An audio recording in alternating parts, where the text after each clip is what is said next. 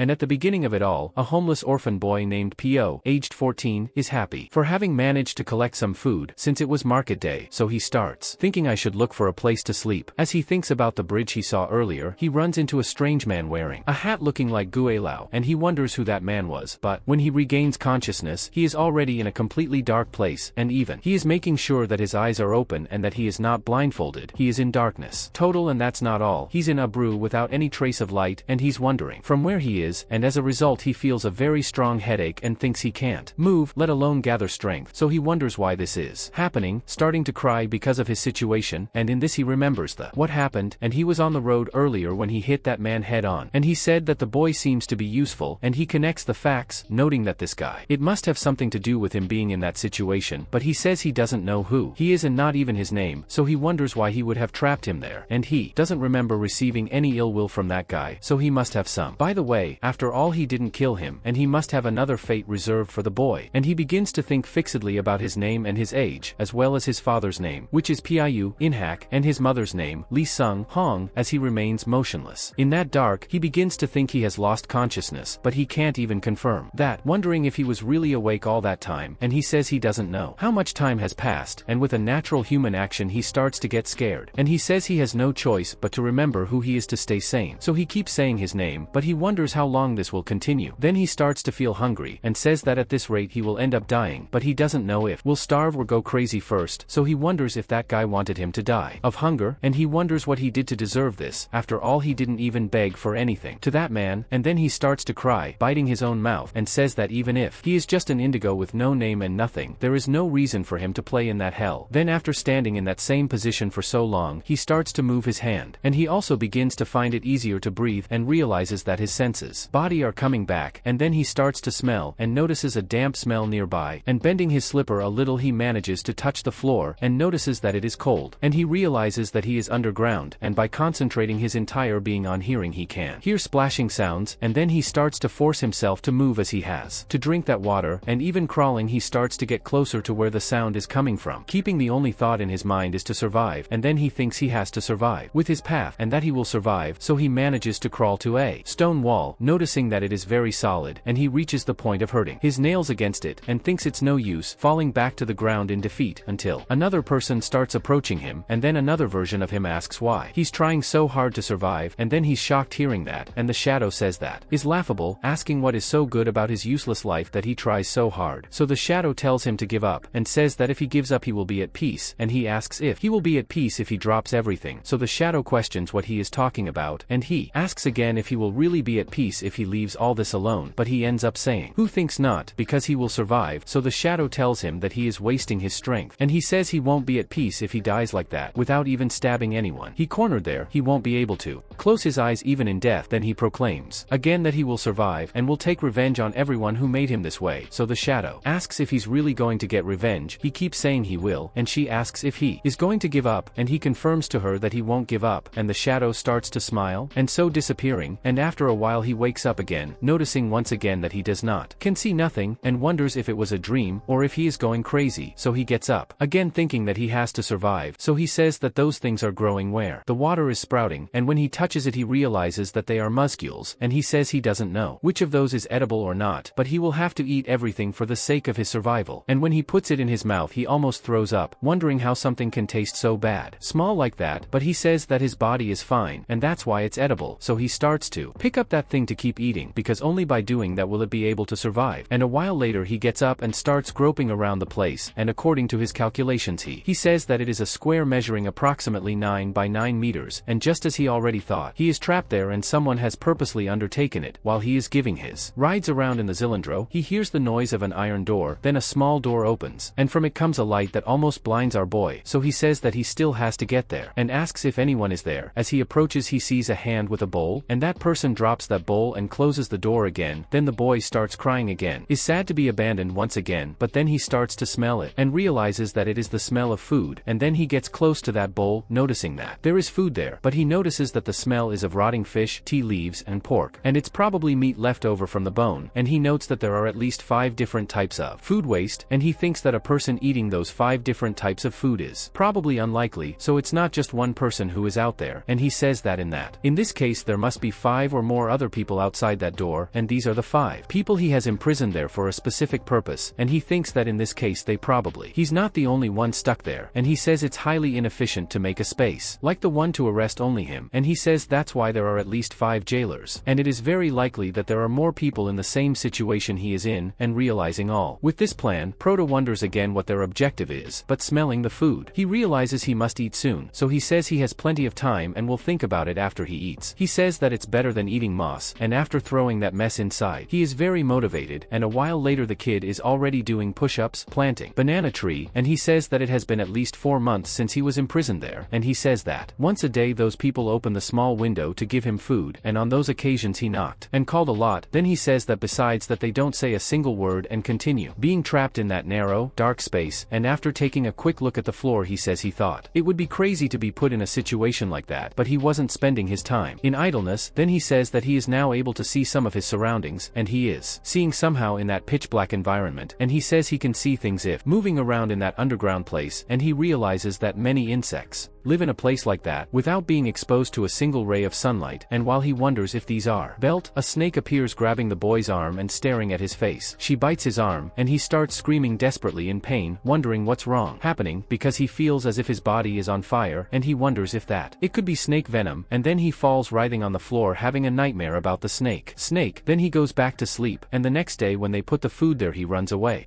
And he is completely hallucinated, and all he can think is that he won't die, no matter what happens, and the snake continues behind him just watching, and a while later he begins to see better and better, and notices for the first time what that snake looks like. Then he says that he almost died because of that thing's poison, but he thinks some kind of change occurred within his body during the detoxification process, and he says he can now see more and more better, and thinks this is fascinating, asking if it's because of that guy, and in that he stretches his hand to the snake, but the snake starts to go into defense mode, and he thinks he hears about stories of people who became stronger after surviving or being poisoned, and he thinks that if he can resist that poison maybe he can gain a weapon, and so he takes his hand again for the snake to bite him, and it actually did, poisoning him easily. Then his arm starts to darken and become all veiny, and he is just now correcting that he may have done something he shouldn't have done, and wonders if he should have been more cautious, because it's as if his entire body was on fire, and in this he continues to suffer, but he thinks that even so, it's just as bad as when he was first bitten, so he keeps looking at the snake, thinking that her eyes have degenerated because of the darkness, but still she is a exceptional thing, and he says that it stealthily approaches its prey, and in some cases even incapacitates her using sound, so he says that even so she is not greedy, and after finishing the meal, she doesn't even make a mistake in intimidating the insect around her and chases it away, and he begins to think that the only ones with intelligence in that darkness are him and the snake, so he keeps looking at the moths and watching the snake running away, and he begins to see more and more better, wondering if that vibration could be the door opening, and he finally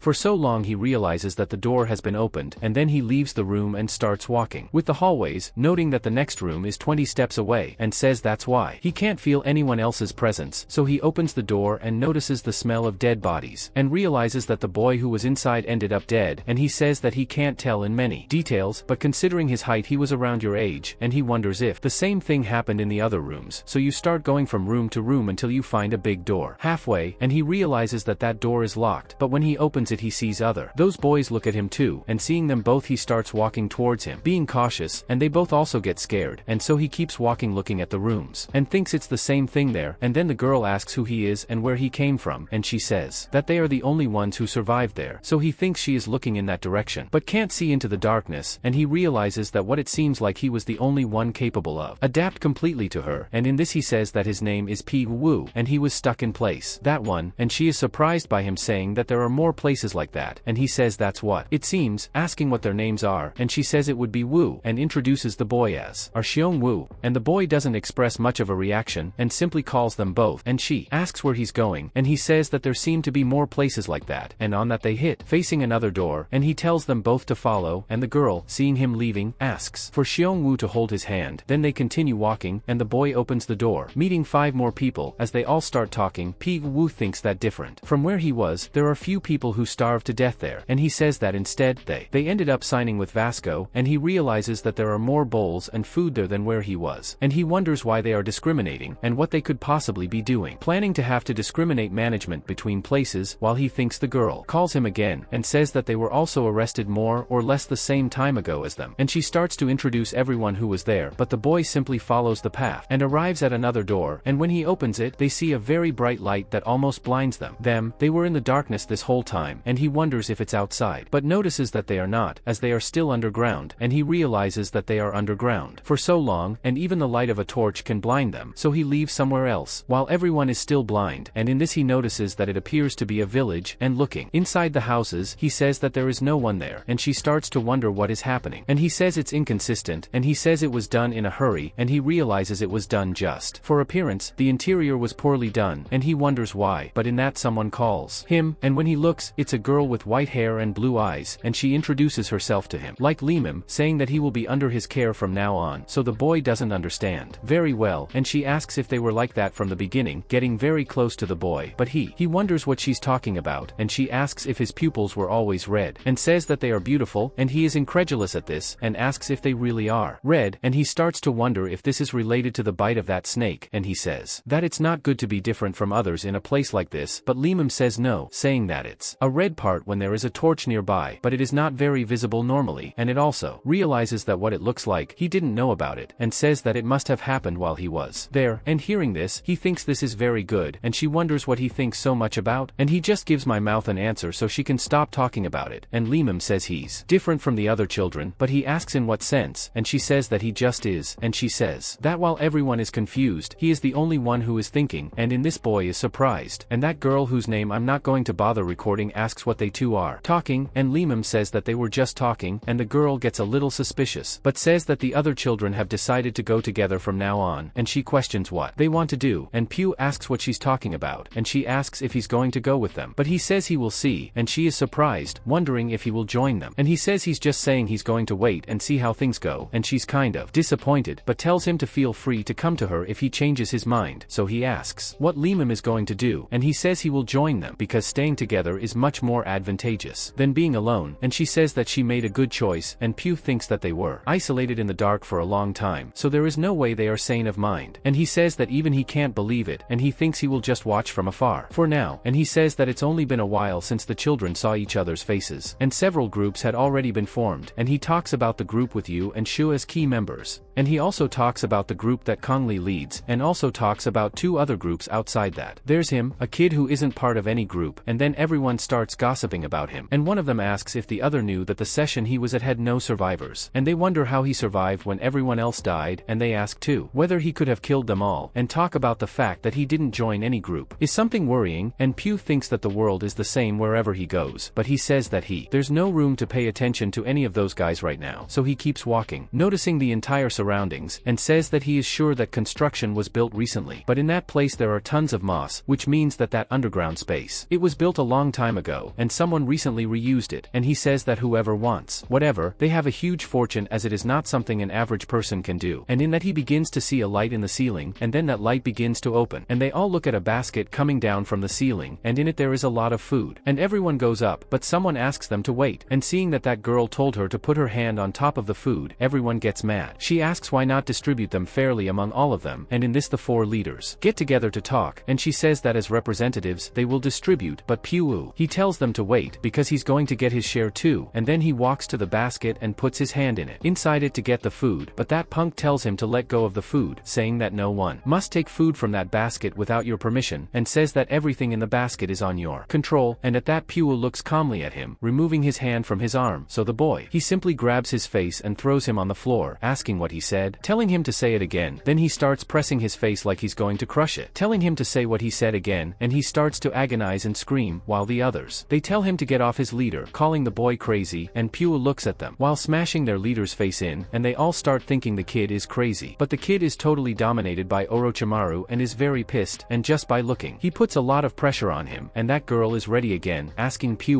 let him go as he can't answer him like that, so he asks why he should do that, and she says that he must have understood after what he did, and then Pew asks about the food, and she says that no one will touch his part, promising along with the other leaders, so the kid drops the punk on the ground and gets up, and the punk gets really pissed about being blind in one eye, cursing the the kid, but Pyu asks him what he wants, asking if he wants the same thing to happen with his other eye, and tells him to feel free if he wants to go to him and be blind. And then the punk calls the kid crazy. While everyone eats, he looks down, and he says that this was a test to filter other children, and he says that it was like this from the beginning, and he is sure it will continue like this until they complete their objective. And he says that many children will die in the process, but he thinks that they could all become his enemies anyway, and so he goes to that girl again, and she asks where he's been and asks if he's still okay even after doing everything there. His enemies, that she says that after Pyu gave him that beating, many children left Ian's group, but he says that in return her group became the largest. She says she thought he wasn't interested since he kept his distance, but she thinks he's been watching all this time, and he says that as much as he shows interest in him, he also observes them all, and in that he looks at the girl, and he says that she eats less after securing most of the food for his group, and he says that's why of children being so loyal to Ian, and he says that she is without a doubt the one who stands out the most among the leaders, and she says that he is still living in that dark room, and asks if it is because the other children are wary of him, but he says it's comfortable there. But the truth is he wanted to have more tolerance to poison too, and he went after the snake to get bitten, and he says that since being bitten is no longer as painful, he thinks he has become more or less resistant to that. So she asks why he doesn't join her group instead of being alone, and he disbelieves having already answered that question, but she asks if he didn't say he would wait and see. But while they are talking, mealtime arrives, and one of them starts talking that no one better enter the basket this time if they don't want to fall to their death later. They are in agreement while it goes up, and when they go to look at the basket they realize that something is wrong, wondering why there is only that. Then everyone is surprised, and Tweety just gets up thinking it started, and he thinks that Makno-san is a boy who survived the last selection and joined the group that I lead, and he says that he was the smallest in the group but made up for that disadvantage with sheer tenacity, but that Makno-san was found dead. So everyone is desperate, wondering who the hell would do this, saying they will never forgive what he did. So Pyu thinks everyone knew why, and the reason why Makno-san died, it was because he was the weakest, and in that he kept looking down on everyone, so after cover him with a cloth they think they would take revenge if they knew who did it. But Shio thinks that regardless who it was, that's not an important part, what matters is that one of your companions is dead, and she says that they have to take revenge in the same way. So Pyu thinks that the weaker one, another group, will be the next to be killed. Then he says that the war has started, and he says that recently the weakest of the Yong-san group was found dead, and that was just the beginning, and he talks that every night someone was found dead, and they took turns in the group that killed people, and so several people died. And Pyu says that the children began to distrust each other and have become as savage as devils due to hunger. And while all this is happening, Pyu keeps eating those flies and thinks he can't get used to that taste, and he thinks that the hungry children haven't gotten that far yet, and in that case someone is coming with the family, and he thinks he is sure that this peace will end soon. And in this they come to his direction, and he thinks there are at least 4 of them, and says there's no way they could have ended up there because of accident. So they wonder if they are sure that is the place, and he says that yes, for he heard back in that place with his own eyes. So they begin to look for Tweet, or wondering where he is, and Punk thinks he killed 2 people after their fight, and now is the perfect time for him to get revenge, wondering where the boy is. While they continue walking in groups, but one of them is hit and starts screaming, saying that something bit him on his leg, and the others ask what happened to him. He already falls down stinking. So Punk finally realizes that there is something there, asking everyone to be careful. So they take down the torch and start screaming, asking where the person is, asking where the hell he is hiding. But then he just hidden in the shadows comes up behind one of them, and that's just the 2 guys on a motorbike in the world of Manhwa, and in a sudden attack he grabs that guy's neck, giving him a rear naked choke. And when Punk looks, he starts to get angry by one of your friends being hanged, and starts asking Pyu to let go of John Ha now. So Pyu thinks that at this rate he will die and he will become a murderer, but maybe it's okay not to kill him now. But even so he turns the boy's neck, saying that he will have to kill someone else sooner or later. Then Bakugu becomes increasingly angry that he killed one of his men, and says he's a damn demon, but the boy remains calm looking at him, and Bakugu goes all in on Pyu, but he dodges all of his attacks, then simply disappears in front of him, and wonders where he went, telling him to stop hiding and show up. And Proto simply appears behind him, saying that he won't finish with just the eye this time. Bakugu's legs, and he runs away full of fear, but Tweety calmly goes after him, cornering him against the wall, and then Bakugu starts to break out in a cold sweat in that situation, and asks Pyu to wait, telling them to join forces, as the boy can barely believe what he's hearing, and he says he won't be able to survive against those kids. Yu's group will be stopped if they join forces. So Pyu doesn't even respond, getting close to him, and he continues saying that if he doesn't, he liked the idea he can be the boss, and he will become your subordinate, and he says it's different of those guys he has killed so far, and he is useful, he must dare him. So Tweety looks directly to his eyes, saying that he is sure he will be submissive at first, but he is also sure that he would betray him over time, and he says that the boy is wrong because he will never never do. Piu certainly doesn't fall for this talk, quickly getting upset and using the palm of his hand to hit Bakugu Eskishu, throwing him upwards. Then the boy grabs him on the back, holding the neck, head and sticking your feet to his abdomen, and so after applying a lot of pressure he finally kills Bakugu, and after throwing him to the ground he says that the reason he killed him is because he is still weak, and he walks away while the Zaringa is stuck being activated, and after that Yu's group was disbanded, and says that it was because he and his men were found. Then all three remaining leaders realize that it was Piu, he was the one who killed all those guys, and Yu starts to wonder how strong he is, as he killed 4 people by himself, and one of them thinks that he should not become his enemy, and the other says that he is stupid and spiteful, and says that the boy knows exactly what to do to make people afraid of him, so he sighs, saying that the problem has already gone too far to be resolved, distributing the reduced food among them all, as people they had to be killed to guarantee food, and he says that in the end they all became murderers. Piu killed Yu, the one who had power during this whole mess, so he says no one will touch the boy now, and he comments to his group telling them not to even think about doing anything, with Piu not even approaching him. After all, he can't even imagine how terrifying would be someone who has nothing to protect, and in that everyone understands the message. Meanwhile the boy, he runs screaming for his leader, and he asks why he's running like that, and he says it's 2 people in the northern red house, and he thinks they are those who were banned from Yu's group, so he asks if he's sure, and the guy says he checked twice, so he asks about their lives, and he says that they have potatoes in their arms, and they will eat them all if they don't run there, and everyone asks their boss to go quickly, but he thinks to himself with disappointment, because they are wanting to kill someone just for a potato, so he tells everyone to get ready, and they go there, and getting close to the place are 2 girls sharing potatoes, and while they see that, his own group starts to draw lots for the potatoes they see, so he asks for everyone to contain themselves, but they start screaming, ordering them to kill them all and get the girls, so they go after the girls with everything, telling them not to let them escape, and whoever stayed behind watching his men run away thinks that something is strange, because that position is disadvantageous for them, and the girls who were running actually prepared a trap, and one of them hisses at his friends who come out of the window attacking those who are running, so the leader tries to shout, but his friends are already catching up, and then one of them, he is knocked out and he recognizes it as a trap, telling everyone to retreat, but it is already too late, because there are people behind him wanting to kill him, and everyone surrounds him and says that they caught a fish with a single potato, and in fact everything is a plan of I, and says that they can greatly reduce the enough mouths to feed many just today, and he says that was a stupid mistake, thinking how they used to do this, and I just look at him who is very pissed, and the leader asks if they can be satisfied with just their life, begging her, and she says she would like to hear his request, but she says that they cannot provide that much food, and he asks if she will only be satisfied after killing them all, and she says that he has done the same in your place, so he orders to kill everyone there. They start to fight, but the leader of the other gang doesn't look like he's going to surrender anytime soon, and the girl starts to look up looking at Piu, and he says that he understands that they are fighting battles using the terrain, and several shortcuts and tricks are being used, like building places that make infiltration impossible as long as security is competent, and he says that this is an addition of a place that exists, or a carbon copy, and he realizes that the person who built that place wants get used to it, and listen to what they learn to kill people, and he says they are trying to make them useful to use on terrain like that one day, and he says there's only a big house like this, then that means this is the big mansion of the Ungshu clan, or a very influential figure, and he says that the consequences will be huge if they attack that place without a good plan, and he says that's why they're using them, and they're tools that they can throw away after using just once, and the kid thinks they are creating them in hell and completely demolishing their nature. They are basically shaping the tools they want, and they're raising them to be killers, and after that bloodbath, some kids start laughing, asking if they saw that when he strangled a guy until death, and says that he looked like a fish out of water when he took his last breath before dying, and they keep talking about another murder when the guy looked terrified when he arrived from behind, and he thought he was a turtle trying to get back into its shell or something, and they are happy talking about it, and they say that their boss is really the best, with her saying that she is an absolute dude and that no one would use them to face them now, but in the meantime, Lemon continues behind them, thinking that he still smells of blood, and says that they are all accustomed to killing, and wonders how they can eat so casually with their hands stained with blood of someone else, and she says that this is disgusting, the other children and her too, and when the hole in the athetum opens once more, they are left waiting for the food, but they notice that the food should come a little later, but Yao doesn't even want to know, saying that they need to get as much as possible they can, and everyone accepts this, and she says that they will finally be able to eat their share at once, and says that now that Yao's son is gone, there is no group that can stop him, but then she stops to think, and wonders where Piu is or where he is right next to her, but she wonders why he's making that ugly face, because it's as if he has his eyes on her, something, and wonders why he is so worried, and then the friend next to her shouts, and when she looks, some masked and hooded people are coming down from the ceiling, and fall into the among all the children, then he simply simply without saying a word starts to smile at all of them, sideways and messing with kids, and Tweety thinks he expected something like that were to happen, but he doesn't believe they are using violence right away, and he thinks that not even animals can be tamed like that, but only focuses on resisting, because he would only attract attention if he acted at that moment, and he thinks that should not attract attention. And while they are all being beaten, 3 men appear standing, and Piu either thinks it's them, they're the real ones who are commanding those masked men, and at that they raise their hands and the men stop hitting, and the first of them speaks to the children that they can call him the first sword, and the lives of everyone there belong to him. From then on, no exceptions, and they will all be ruled by him. But then a boy who has nothing in the head asks who the hell he is to do that, but after being lightly caressed he has no head for a lot of things, and everyone is scared by what they see, and in that the first Espada says that he didn't allow any of them to open their mouths, and Tweety is also shocked by what you see, and then an old woman is lit, and the first sword explains that they are poison, a curse, and he says that when you put a poisonous organism in a jar, they will eat some at the others until there is only one left, and the last one left will possess the most potent poison. Then he says that this is the poison of the curse, which can also be called kodaku in Japanese, a type of magic, and he says that among the countless children, only the most perverse and those with the best survival instincts survived, and he says that everything happened just as they wished, but which of them is worthy of paying attention, so he says that only Yowu as he predicted, and he says that since she leads the biggest group, her influence is the greatest among children, and if they do not crush her spirit properly, she will become very more complicated to deal with in the future, and so he asks his partner to pay attention special in her, so that she wouldn't even dream of starting a rebellion, and then he talks about Shioen and Kangil, saying that they are also worth paying attention to, as despite them being overshadowed by Yowu, they are the ones that stand out the most when it comes to martial arts. They also talk about the sole survivor of Sector 1, and ask what happened to him, and he asks if he's referring to Yowu because he's still alive, and he says he understands, and says that Sector 1 had the least amount of food and the worst conditions, and the survivors that place wouldn't be normal, so he tells them to pay close attention to him, and that's what Subordinate says he understands, and the first sword thinks there are only 6 years left that they must finish the mission before then, picking up what appears to be a golden scroll, and he wonders because your captain accepted a mission like that, and he says it was restricted to the group captain. Bloody Ghost is an assassination mission, lasts 7 years, and has a reward of 500,000 yang gold, and he says that the objective is to not leave even one dress on the Ghosts group bloody, and then after that huge beating the first sword speaks to them, saying that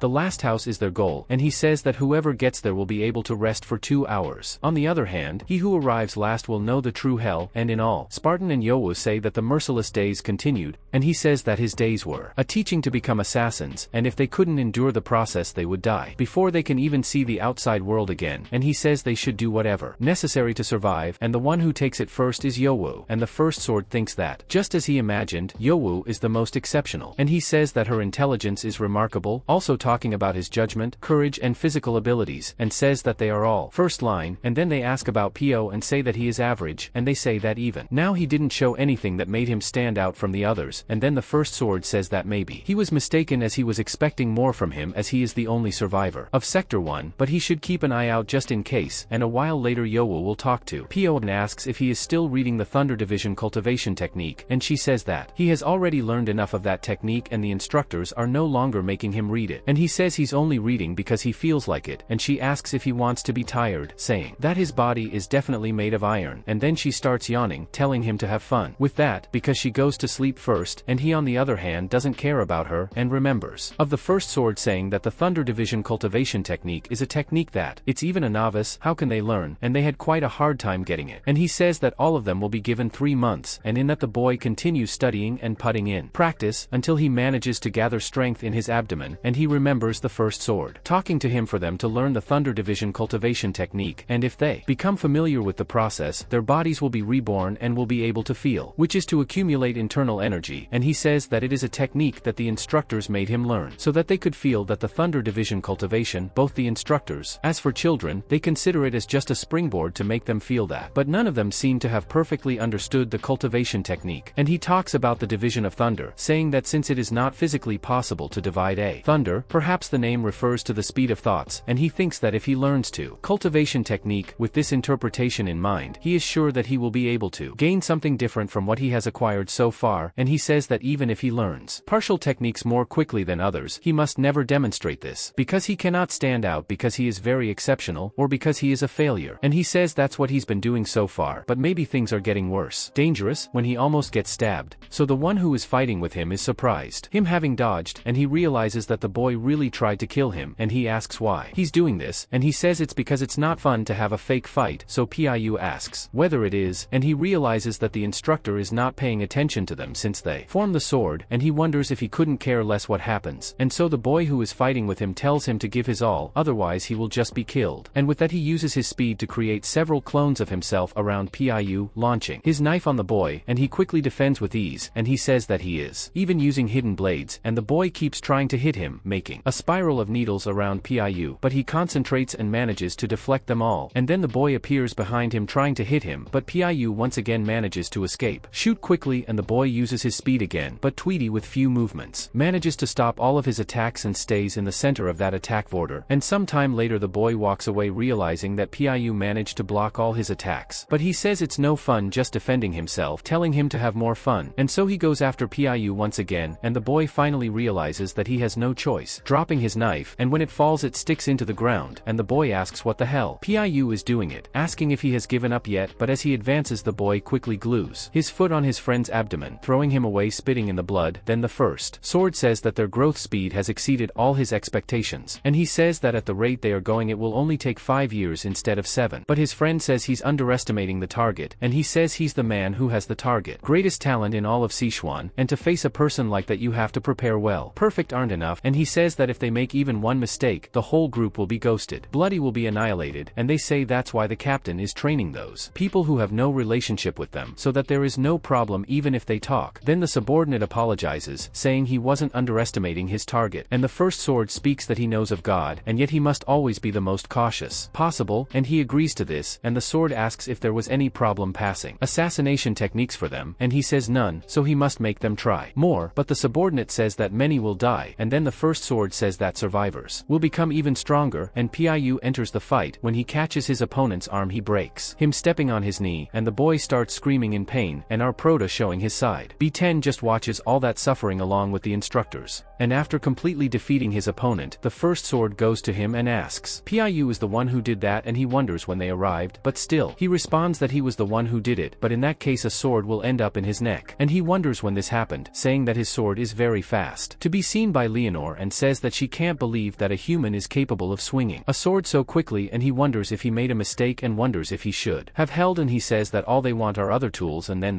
if he makes a single mistake there he will die, but in that first sword he lowers his weapon and turns away, saying that under no circumstances should a murderer leave traces, because leaving a trail when breaking an arm will do nothing to allow the opponent knows about his martial art and identity, and he says that the boy should keep that in mind and never leave any trace, so he leaves the boy behind, and after this rush of adrenaline he breathes again, and 6 years after that, still in that city, in the cave, one of the men from the first sword he will look at what is happening and then find one of them hidden under a blanket, and says that if he were an enemy he would be dead, and the boy is resentful about this, so the man says that no matter how diligently they have studied, the turtle breathing technique of an inexperienced assassin is bound to be noticed, so he manages to find each one of them, and he tells them that they are far from being ready, as he continues to say that there is only one left, but he can't find this one, and says they said there were 5 people hiding in that area, and he asks if they made a mistake and says that maybe she isn't there, and says that no matter how much he searches he feels no single disharmony from a living human there, and wonders what is happening. Then he hits the ground, saying that he can't find it, telling the person to reveal themselves, and in that the person really reveals himself, and he notices that he was hiding this whole time so close to him, realizing that that was Pio, and the boy comes out of hiding, and as the training is over he asks if he can rest a little, and the man allows that. While he leaves he is very crazy about the kid, so he goes to meet up with his friends who arrested him, and one of them, the rooster, starts to crow and asks what the pompous guy's intentions are to go there, and he says that he changed his face again, calling him Gayak-san, so he asks Kongvim's face, and he says he died not long ago, then he has been using her, but Pio says that at this rate he will forget how his real face looks alike, and he asks who cares as they will never leave anyway from that place, but Pio asks if it would really be like that, and Yeo says that the food is improving little by little, so very soon they will receive the mission, and Pio gets quite apprehensive about this. Then with the first sword he finally take that one away mask, and thinks that in the last 6 years 30 out of 300 children have become murderers, and since Jianggu is a cruel place where you are killed if you don't kill, the children there are better than him when compared to when he started at rock bottom, and he talks that his death must be approaching as he has become very emotional. So 2 other men come to him asking why he removed his mask, and he says who was suffocating, and asks them if they don't think 6 years is enough time, saying that they are free to remove them too, and so they do, and that only the second and third sword sword, Shin-yang-yang, and sang, Il Shin, then they prepare to. If they sit down and talk and they say it's been almost 7 years and if there are no complications, the children will be sent to missions and they will be free from that place, and Sayo asks how the children are doing and they say that they have exceeded their expectations. And some are stronger than the instructors and almost beyond their control, and he speaks that it's very wasteful to throw them away for just one use, but Sayo says she has no choice, because that was the condition of the request after all, and he says it's time to start the internship. And so he puts a book on the table, and with the boys he puts this book to them, saying that 3 of them must learn that martial art technique, and he says that the other 27 of them must murder the 3 to learn that martial art and all. They are apprehensive, wondering if he is telling them to kill themselves, dare others again, and they think they can't believe that this will be the end of them. So the first sword says that this is the final training, and once they finish it they don't force it, nothing more to them until they leave that place, and then they can be a little calmer, wondering if the first sword was telling the truth, as they could actually leave that place, and Yeo thinks they are saying that 27 of them can rest until get out of their everything if they sacrifice 3 people. Then Yeo thinks they definitely played bait them, and also thinks that those who learn that martial art will have a target on his back, and he says that martial art is probably one that his target of assassination learned, and with the certainty that it is on another level compared to what they have learned so far, and he says that is precisely why he is getting greedy. Then raises his hand saying that he will learn it, and at the beginning asks if he is choosing be the scapegoat willingly, and he says that we will see if he becomes the scapegoat or the wolf. So she says he better be careful because everyone there they will go after him, and he says he is eagerly waiting for that. And some time later, Zian, who kills one of his colleagues and apologizes for it because he had to learn martial art after all of them are drawn, and he says that he must have felt wronged, but he also had no choice. But now only one of the 3 who learned martial art is alive, that it would be Piuo, and then that crazy person who steals face says that this is a feast, saying he's having the best day of his life, and they think Piuo is the only one left, and they say it's been a while since they lost track of Tweety, and maybe he left that place, but I either say no, he's probably there, they just haven't found it yet. And she says that the last time she saw Tweety-o was when they were in the middle of training a few days ago, and she remembers it with her exchanging blows with Piu, or she says that he would be better off without that sword, and she says that for some reason she isn't afraid of him when he wields a sword, even though he is blocking all the attacks. Then he is in doubt as to what that is, and she starts wondering if he gave unnecessary advice, as he is already a complicated opponent. And the guy with the stolen face starts asking what they think about killing instructors instead about this, and says that it would probably be much easier to kill him than Piu, or else. One of them says he agrees with this, but I either say there's no way they couldn't have prepared it countermeasures in case they decide to do this, and are you sure they have put some restriction on them, and I either think so, saying that they will think about removing the restrictions later, and he must first focus on finding Piu, and with that they all leave together. However, Tweety himself was very close to them and keeps thinking about what they talked about, and then close the eyes of his friend who was killed. He thinks the instructors are probably busy chasing the kids who are trying to find him, and he says that there's no way they can't keep an eye on kids who are thinking about things like these. Then he thinks again, saying that in this case this could be the best chance for he discovers their true objective, and so he goes to the instructor's temporary base, and he says that it is heavily guarded, but it is not something he cannot invade, and with that he begins talking to the environment, and he says that the instructor said that the breathing technique of the turtle is interrupted if the user moves, but if he uses the cultivating the division of thunder to subtly divide your breaths is another story, and he says that this makes it possible for him to move while hiding his presence as much as possible. So he says that he can move in a way that makes the human cognitive area impossible. He detects, so he manages to get past the guards, that he is finally inside that construction, and he arrives in the room located in the deepest part of the base, then sees if there is an open door, and opens the door, and inside he can't see anything. He wonders what secrets are hiding there, wondering who are those who are trying to create them as murderers, and among his doubts he also wants to know where that place is and how he can get out of there. But then he thinks he asked for a golden mission and opens it, reading everything. He notices that it is a letter of request and wonders who the blood is, and he too wonders of the mighty some blood must be, so they have spent 7 years creating. While they were there they were killing. He says that 270 of the 300 have already died, and he asks if he has so much value, but then he notices someone coming and thinks someone is coming, and then he goes back to hiding. But when the first sword arrives at the door he notices something, so he opens it abruptly, and Piu thinks he pushed as best he could, but it wasn't enough, and so the first sword realizes that someone is there. Meanwhile the 2 other swords walk carefree inside the place, but the first one comes very angry. They ask if there is something wrong, and he already seen him in his room, and he must not have escaped from the cave yet and must find him, and he questions how they hear himself filtering into the room of the first sword, asking who could have done it. That and the second question to him if they have any idea who could have been. Then third says that among the children there is no one more talented in filtration than him, and he asks who it would be, and he says it would be the Peep. Then the third one says that this is unbelievable, because to think that he would filter himself in that place while everyone is chasing chasing him says that they have a big problem if they let him loose, but if they put him on without solid evidence that it has filtered into that place, the children's opposition will be great. And while they are talking, the boy hanging on top of them, they say that they are going to direct their opposition to the tweet. They ask themselves how, and the first one says he will use the so-called celestial, but the second says that this is the last measure of restriction, but the first says that they will have to do this sooner or later. He says that now is the time to show his dick and the others children who are their owners and who has their lives in the palm of their hands, and so he asks other two if they agree with the use of the infernal call. Then they agree that it puts the plan in practice, saying that he will show them hell. And while he is plotting to all the kids, they keep looking, wondering where Tweet is, so they start shouting, saying that he can't find any trace of him, and starts calling him a coward. And I think even the kids who were showing off about their tracking ability, they couldn't find any trace of him, and if he's not in Sector 1 or even where he could be. While she thinks she hears a noise, noticing that the sound of an instrument, then everyone they start to feel sick, and so does she, and due to the sound of that flute they all fall to the ground feeling a lot of pain. They wonder what is happening, because it is as if insects are devouring his entire body. And then Piu appears near him and notices that they have finally activated the restriction, and he talks about a high-pitched squeaky noise in his ear and also those guys that merge, and he thinks that the three swords activated his plan, but he says that for him it's just a little pain in the ear, and he wonders why he's the only one who's okay. He says he needs to find out why. In the meantime, that girl in front of him continues to feel bad about him, says that infusion of internal energy is an extremely dangerous act, but it won't have many complications since Lemon also learned the Thunder Division cultivation technique, and he says there is no problem with her internal energy. So he asks what makes them different, him, and he thinks they ate the same food, the same environment, and the same martial art. What else happened? And he wonders if it was the poison, remembering that white snake. He says that if something is related to the poison would make sense, his good condition in that situation. He acquired venom resistance from being bitten multiple times by a snake, but he wonders how they would wake up dormant poison in the bodies of 27 people at the same time. He says it is impossible to activate poison with just sound, but then he thinks a little more and wonders what would happen if inside of his body was not poison but a poisonous insect, and if they mixed cursed poison. The water and food are stimulating him through sound, but then the guards approach him and say that they passed out there. As they approach, Piu thinks about what he should do, wondering if he should run, but he says no, because if he does that maybe he will find out what resistance he has poisons him, and he thinks that just like he's been doing, he can't let him know that he's different from the other children, so he falls to the ground pretending to be in pain. And when one of the guards calls Peep, he shouts his name, and the first sword appears automatically, pulling his sword and hitting it. He asks what he saw in his room, and he says that Piu certainly managed to hide his clothes well talents until now, because never would a protruding tusk like him lose the cut as he grows. He says that he is better off dead, and then he takes out his sword wanting to kill the boy, but the second says he can't because Piu is an infiltration specialist, they need him for the mission. Then the first sword says that the other children are enough, but the second he says that he knows as much as he does that this isn't true, and the first one asks if he thinks it would be easier to control him. He says they can manipulate him whenever they want since they have the called infernal. He can see how powerless he is before that cursed poison, and in that the boy continues pretending to be in pain, and the first and second look at him and say the henchmen give the antidote to the children, so they serve the antidote to everyone, and everyone Piu's fault, or that they have all been punished. This would never have happened if he hadn't infiltrated their base, and if any of them do this again, they must keep in mind that everyone will experience the pain they felt again. And after a while, Piu is again in that total darkness, meditating motionless, so he remember the words of the second speaking to the first to see how powerless he is in the face of cursed poison, and he says he knew it because the poisonous snake must have subdued poison cursed, and thank God he was able to escape the restriction they placed on him. And so the boy becomes more and more motivated, and remember, in turn he becomes quite scared, wondering if Piu isn't really there, and three of them keep walking together, and I keep that place is very disgusting, not being able to believe that he went there voluntarily. And she says they were given time to rest, but that boy spends each of his days isolating in places like that to train, and the face stealer says you can't tell what that goes through his head, because first he rules the company of others and chooses to stay in that place. Depressing. Then they remember that it was all Piu's fault, or me, or say that he is already hated for all the kids after that incident, and is sure there isn't much choice for him. And the face thief says that besides that it is very difficult to find them, asking where he is if looking. Then he appears behind him asking why they are looking for him, and the two are completely scared, and the face thief says he almost scared him to death, telling him not to walk around with that hidden presence like that. So he asks again why they are there, and I either say that I just wanted to talk to him. He asks what she wants to talk about, and she says which is about the restriction. She says that restriction is in all of them, and she asks if he knows what, says he's sure he wasn't there before they passed out, but as soon as he recovered, and she says that means he got closer to them after the restriction was activated and could soon. It is concluded that he was not affected by the restriction, or it had little effect on him, and so Lemon remembers, and she says that while she was going crazy because of the pain, she was able able to bear it because someone fused internal energy into her. She again wonders if it was Tweet or in me, or questions if he knows about the restriction that is attached to him, and he says yes, and everyone is scared. He says he knows exactly the type of restrictions they put on him, so asks him to say, how is it then? He asks why he should do this, questioning why he should give himself to job of counting them, asking how it would benefit him. Then Face Thief asks if this is how he treats his teammates, but he says that teammates wouldn't chase and attack the others with so much enthusiasm. Then they all sit down and the Face Stealer says that he's right, so they'll be companions from now on. He says he swears it doesn't matter. Whatever happens, he will never abandon him and will always consider him a friend, but Piu doesn't believe him. Not even the two who are with him believe, and Piu believe that he wants him to believe their words, saying that he is certainly stubborn. He says that you have to be stubborn to learn the arts of masks. He says that there is no advantage to chirping or having someone as capable as him as a friend, and says that if he can find a way to regain his freedom, he should visit the Republic Arts Troupe, and says that since they have already been through hell together, he will help at least a little. So